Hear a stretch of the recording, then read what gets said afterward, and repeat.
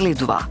Оваа сабота во утринската насител, моќта на знаењето и дигиталната ера во ваши раце. Ни гостува Снежана Штарковска, извршен директор на Викимедија МКД, здружение што ја носи Википедија поблиску до сите нас. Како ученици и наставници стануваат дел од најголемата светска енциклопедија? Што се случува на Вики камповите? Како изгледаат наградните надпревари? И зошто токму 800 нови статии за Словенија се вистински рекорд? Ке дознаеме се за обуките, наградите и можностите да станете дел од овој уникатен проект. Не пропуштајте, вашиот глас може да стане дел од историјата на Википедија.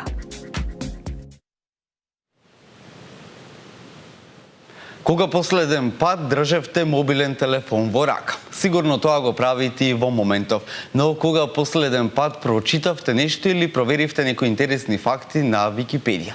Или може би имате сомнеш, си велите таму секој се и се што може да пишува. Но дали е така и на кој начин можете, доколку имате интересна приказна, да ја споделите не само со Македонија, туку ширум и светот, и најважното, дали може да се заработи, односно да бидете наградени за вашиот труд, создавајќи содржини на Википедија, е тема на разговор во живо се разбира во утринската насител во наредните минути. Добро утро велам за Снежана, извршен директор на Здруженијето на граѓани Википедија МКД. Викимедија. Да. Викимедија, точно ми е напишано, јас лошо кажав добро ви утро. Добро утро, да. Да објаснам веднаш Википедија и Викимедија, значи Википедија е енциклопедијата, а Викимедија е се останато. Значи таа е само еден дел од десетина други проекти кои ги работи. Викимедија е поопширен термин. Така, дали како што еве јас направив мало промашување, дали така и граѓаните често прават промашување во однос на вистинитоста и точноста на тоа што можеме да го прочитаме на популарната, ќе речам, Википедија која постои уште пред било која друга социјална мрежа или содржина на интернет. Ако зборуваме, вистина ли е дека секој може што ќе сака да напише? Па не баш што ќе сака. Да. Википедија е за прв пат започната на англиски јазик на 15 јануари 2001 година. И цел свет, значи сите ние што сме википедијанци, така што се нарекуваме, го слават како роден ден тој 15 јануари, ние го одбележуваме секоја година, роден денот на Википедија. На македонски јазик е започната септември 2003 година. Таа една група од луѓе кои ја туркале на почеток Википедија, нели, па прославиле кога имале првите 100 статии. Еве сега славевме дека имавме 150.000 статии, така да тоа е веќе убава бројка за една мала заедница како што сме ние. Да кажам ова на почеток дека сите Википедии се јазични, значи не се државни. Ние викаме македонската, англиската, германската, меѓутоа англиската не е на Англија. Немаме американска, новозеландска, нема мексиканска, нели? Така да сите пишуваат на јазикот кој им е соодветен, или го знаат, или сакаат да бидат прочитани, затоа пак дека е прва, можеби и најмногу луѓето знаат англиски, таму веќе се ближат до 7 милиони статии. Што не е бројка за подценување во никој случај. Да. Сега да, секој може да влезе, дали ќе напише, ќе отвори корисничко име и ќе напише нешто, дали ќе, ако не отвори корисничко име, се гледа IP адресата од која е работено нештото, може да се поправи некоја информација која има.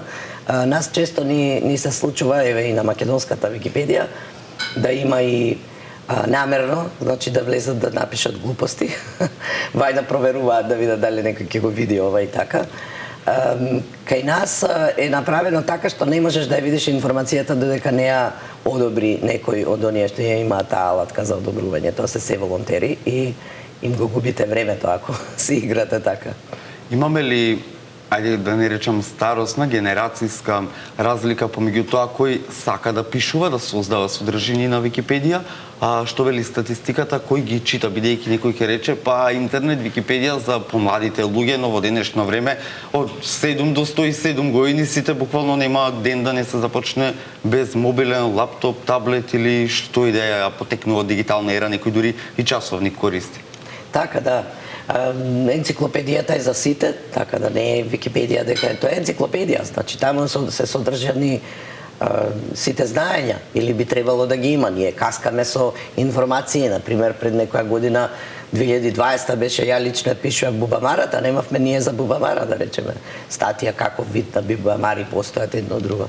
Значи, убаво е тој што, значи, нас не требаат сите луѓе, сите македонци кои би сакале да придонесуваат, ги учиме, имаме обуки, имаме секој четврток и сабота обуки во МКЦ, ако смеаме тоа да го кажем, во НВО центарот, во МКЦ имаме обуки се држат таму, држиме по каде и да треба, одиме по школи, например, држиме семинари за професори, држиме посебно обуки за ученици, ги наградуваме учениците и тие другите. Има наградни уредувања каде што се сите повикани. Нема врска возраста. Возраста е битна, например, само од оние баш многу млади, например, од основно ние после седмо оделение евентуално може да нешто да работат, инаку се немаат знаење, нема доволен фонд за зборови за да го опишат тоа што сакаат да го кажат. Ќе се навратиме повторно на самите тие обуки, кој може да се пријави, како може да се пријави и зошто е важно да се пријави. Во меѓувреме на нашите виртуелни ѕидови или екраните гледаме фотографии од различни манифестации, тоа од повеќе држави, чинам Словенија, Германија, Шпанија. Какви фотографии, какви настани се ова, на кој начин функционираат? Да, овие се сите настани кај нас. Значи, меѓутоа во соработка со амбасадите. Ја видовме амбасадорката на Шведска во Македонија, што е, која доделуваше награди за учениците. Ова ни е амбасадорот на Унгарија, кој беше, мислам дека е веќе замина, друг амбасадор имаат на Унгарија.